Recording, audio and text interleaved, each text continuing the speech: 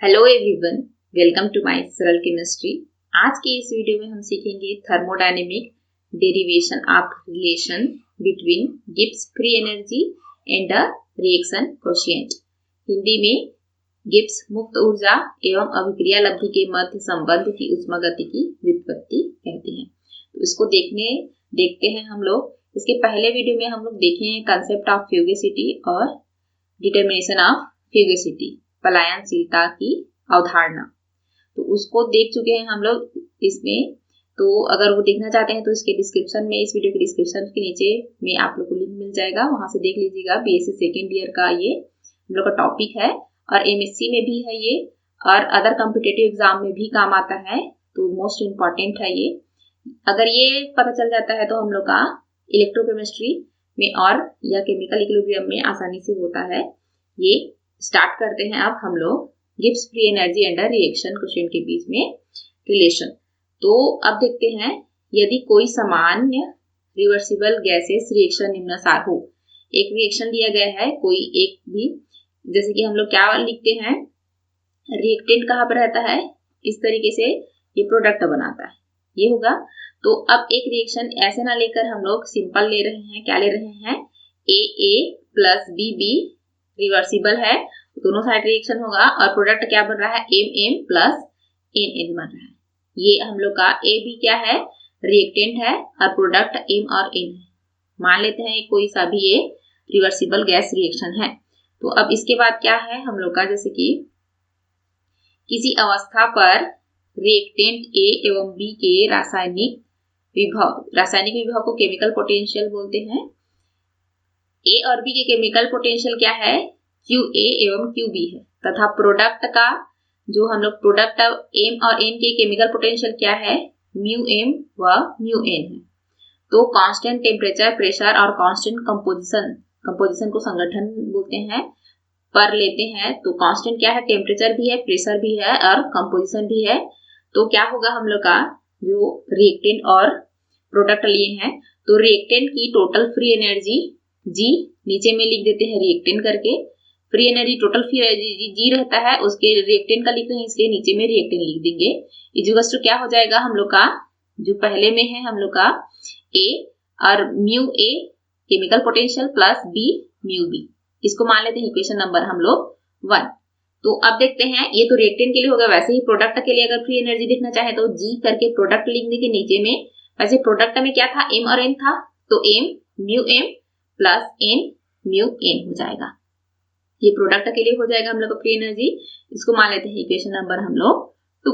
अब देखते हैं कि अतः स्थिर ताप एवं दाब पर रिएक्शन के संपन्न होने पर फ्री एनर्जी चेंज, मुक्त ऊर्जा परिवर्तन जिसको बोलते हैं, कांस्टेंट टेम्परेचर और प्रेशर पर अगर रिएक्शन संपन्न हो रहा है तो उसमें फ्री एनर्जी में क्या चेंज आता है उसको देखते हैं हम लोग। तो क्या है, पूरा रिएक्शन के दौरान, अभी तो हम लोग पहले में क्या देखे थे, टोटल फ्री एनर्जी रिएक्टेंट और प्रोडक्ट के लिए देखे थे। अब टोटल रिएक्शन के लिए देखेंगे तो क्या हो जाएगा, del G equals to reaction लिख देंगे यहाँ पे, पूरा अभिक्रिया इक्वल्स टू क्या हो जाएगा, जी प्रोडक्ट माइनस जी रिएक्टेंट, फ्री एनर्जी प्रोडक्ट का, फ्री एनर्जी रिएक्टेंट का। तो हम लोग ये दोनों अभी निकाले हैं जस्ट इसके पीछे में 1 और 2 इक्वेशन में।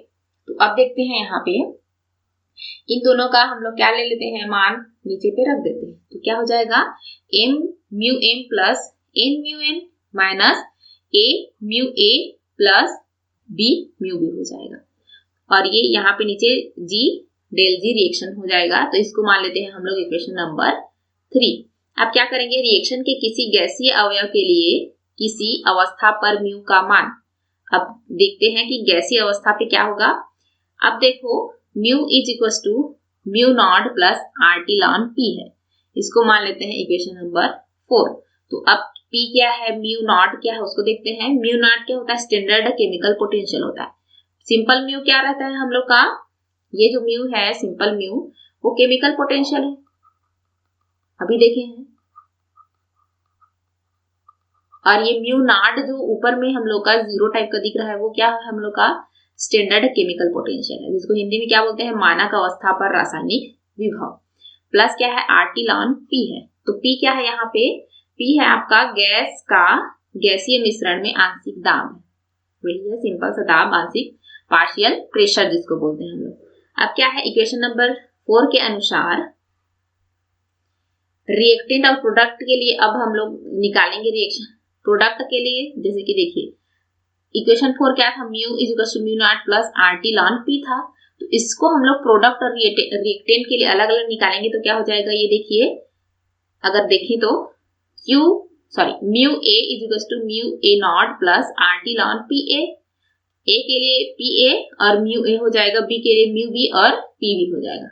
वैसे ही प्रोडक्ट के इसको मान लेते हैं, ये रिएक्टेंट का पूरा का इक्वेशन हम लोग इक्वेशन 5 मान लेते हैं।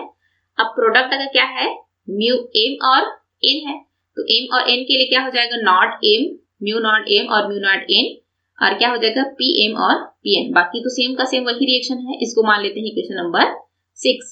अब 5 और 6 इक्वेशन की वैल्यू इक्वेशन नंबर 3 में रखने पर, तो अब देख लेते हैं इक्वेशन नंबर 3 हम लोग का क्या था। ये देखिए अब ये सबका हम लोग का आ गया है M mu M plus N mu N, A mu A और B म्यू B का मान हम लोग पुट कर लिए हैं, मान यहाँ पे निकाल लिए हैं। तो इसका सबका मान यहाँ पे इक्वेशन नंबर 3 में पुट कर देते हैं। तो इक्वेशन नंबर 3 में पुट करेंगे तो क्या हो जाएगा हम लोग का, ये देखिए ये निकाले हैं अभी जस्ट। तो यहाँ पे क्या था इक्वेशन नंबर 3, उसको भी लिख देते हैं।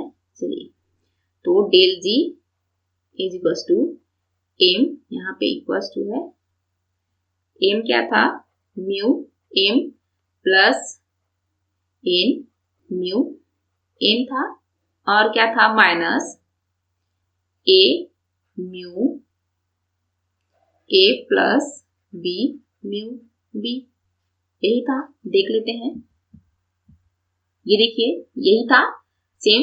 तो अब इसका रिएक्शन हम लोग को जैसे कि देखिए यहीं पे निकाले हैं, सबका मान म्यू A का मान निकाले हैं, म्यू B का, म्यू M का, म्यू N का, तो इन सबका हम लोग पुट कर देते हैं। तो पुट कर देंगे तो क्या हो जाएगा, देखिए इसका निकाले हो आप लोग, इसका निकाले हो, इसका और इसका, ये जो पहले में है उसका तो नहीं निकाले हैं, तो पहले में है उसको जैसा है वैसे ही लिख देते हैं। तो क्या हो जाएगा हम लोग का, ये देखिए अब M जैसे है वैसे ही लिख दिए हैं।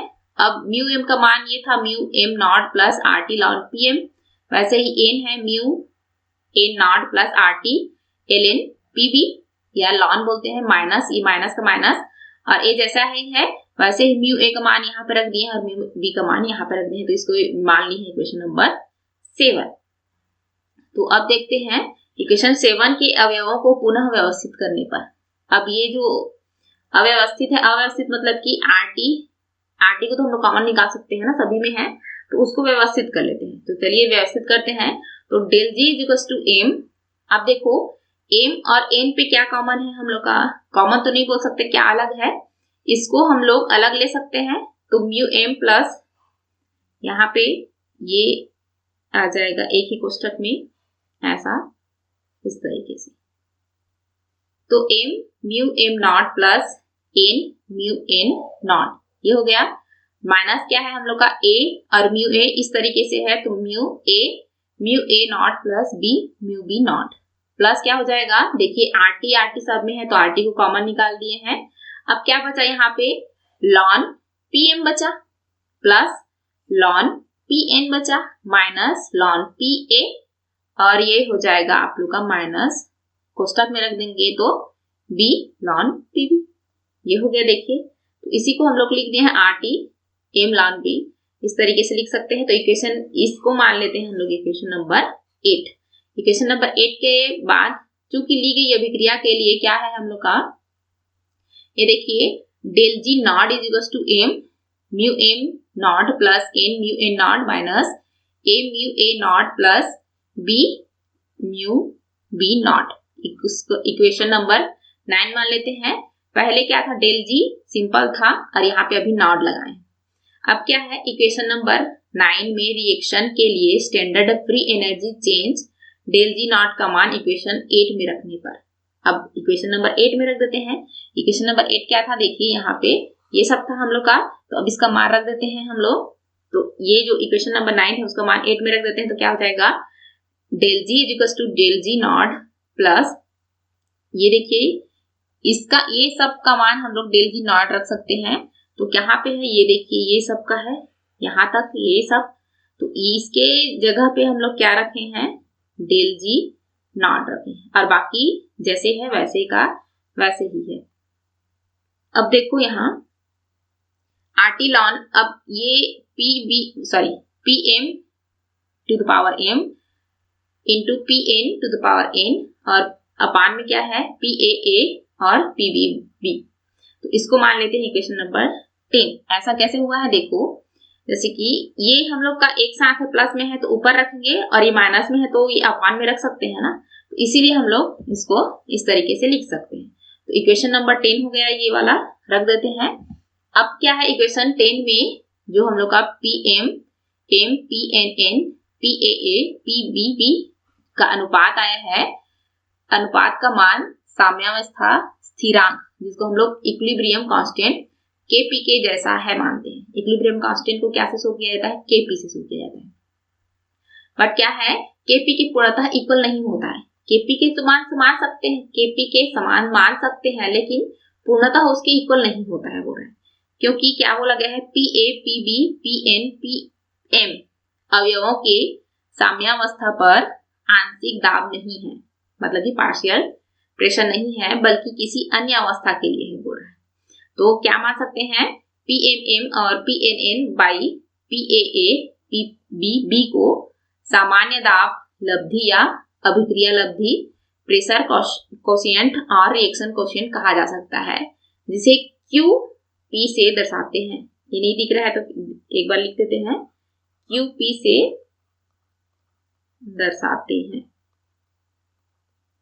अब क्या करेंगे हम लोग, ये जो लिखे हैं हम लोग उसको क्या रख देंगे, अपान PAA इंटू PBB को QP रख देंगे इसके जगह पे, इक्वेशन नंबर 10 पे। देखिए इक्वेशन नंबर 10 यहाँ पे है, इसके जगह सिंपल सा हम लोग क्या रख देंगे, QP रख देंगे। ये मैं जो लिख रही हूँ Q है, आप लोग ऐसे लिखते हो जो भी है, ठीक है। तो अब क्या है, अब इक्वेशन को किस तरीके से लिखा जाता है, देखिए ये तो पहले से ही था, अब QP को यहाँ पे सिंपल रख दिए हैं, तो क्या हुआ, del G is equal to del G naught plus RT ln QP। इसको मान लेते हैं इक्वेशन नंबर 11। तो बोला गया है कि इक्वेशन 11 कांस्टेंट टेम्परेचर पर किसी रिएक्शन के लिए गिब्स फ्री एनर्जी चेंज एवं अवयवों के पार्शियल प्रेशर या रिएक्शन कोशिएंट के मध्य रिलेशन व्यक्त करता है। ये अब अगर पूछता है कि गिब्स फ्री एनर्जी चेंज एवं पार्शियल प्रेशर या रिएक्शन कोशिएंट के बीच रिलेशन पुट करिए या लिखिए करके क्वेश्चन में आता है, तो यहां तक लिख सकते हो आप लोग। अब क्या है नेक्स्ट, इसे JH 1/2 में दिया था, अतः इसे 1/2 अभिक्रिया समतापी या 1/2 रिएक्शन आइसोथर्मल कहा जाता है। ये भी क्वेश्चन पूछता है, यही रिएक्शन रहता है, या तो गिब्स फ्री एनर्जी और रिएक्शन कोशिएंट के बीच संबंध पूछेगा, रिलेशन, या इसी को क्या बोलता है 1/2 रिएक्शन आइसोथर्मल पूछता है। तो दोनों को अगर पूछता है तो यही लिखोगे तो भी चलेगा। अब क्या बोल रहा है, किसी रिवर्सिबल रिएक्शन की इक्विलिब्रियम पर चूंकि del G is equal to 0 होता है, लिख देते हैं, यहाँ पे नहीं दिख रहा है। इक्विलिब्रियम पर क्या बोल रहा है, इक्विलिब्रियम पर हम लोग का डेल जी होता है, वो क्या होता है, 0 होता है, और जो PMM PNN और अपान में PAA इंटू PBB लिखे हैं, वो क्या होता है, KP होता है। कब, जब हम लोग का ये इक्विलिब्रियम पर हो, तब। इक्विलिब्रियम पर नहीं होगा, साम्यावस्था पर नहीं होगा, तो ये हम लोग का नहीं होगा, ओनली इक्विलिब्रियम पर होगा। तो अब देखते हैं इक्वेशन नंबर 10 को इक्विलिब्रियम पे हम लोग रखने पर, इक्वेशन 10 क्या हो जाएगा, इक्विलिब्रियम पर रखेंगे तो डेल जी था यहाँ पे, तो डेल जी इक्वल टू 0 होता है, तो ये तो 0 हो जाएगा, is equal to del G naught plus RT ln KP। क्योंकि हम लोग QP लिखे थे, उसको क्या लिखेंगे, अब यहाँ पे KP लिखेंगे, कब, जब इक्विलिब्रियम है तब। ये हुआ। अब क्या है, ln KP को दूसरे साइड ले जाते हैं, तो क्या हो जाएगा, minus del G naught by RT हो जाएगा। ये हुआ। अब देखो, अगर KP ln को इधर ले जाते हैं, ln को उधर ले जाते हैं, तो क्या होता है, क्या में चेंज होता है, E में चेंज होता है। तो KP is equal to E to the power minus del G naught by RT। इसको मान लेते हैं इक्वेशन नंबर 13। अब क्या है, अब ये हम लोग का केपी का मान नहीं चाहिए, क्या का चाहिए, डेल जी नॉट का चाहिए। तो डेल जी नॉट इस साइड ले जाते हैं तो क्या हो जाएगा, del G naught is equal to minus RT ln KP. तो ये आ गया हम लोग का इक्वेशन।